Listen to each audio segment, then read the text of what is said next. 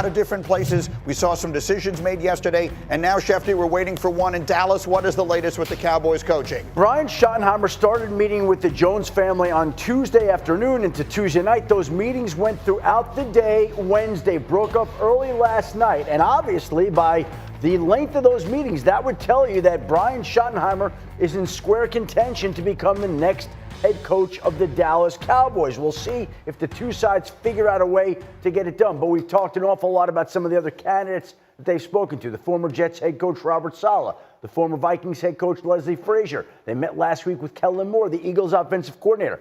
But the focus the last 24, 48 hours has been on Brian Schottenheimer, who has a relationship with Dak Prescott, who has a history in this league, who once upon a time was the hot coordinator candidate and didn't take some of those interviews and then somehow lost the opportunity to go get a head coaching job. Now he may have the opportunity to get a head coaching job. He may be the guy in Dallas. We'll see what the Jones family decides to do next, but he clearly is in contention to become the next head coach. There was a moment in time when Deion Sanders' name was prominently mentioned, and people like you were not scoffing at it. I mean, is that? I feel like that's quieted. It has quieted, and I think that they've focused in on the other candidates that they want to get to know better. They want to hear the ideas of what they think of how they would run things if they were the head coach. I think Jerry Jones knows that Deion Sanders is always there. Deion never committed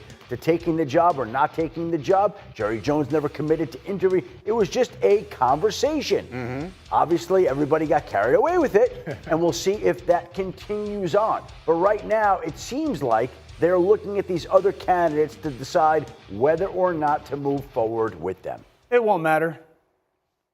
It won't matter. Because? You're not going to win next year in Dallas.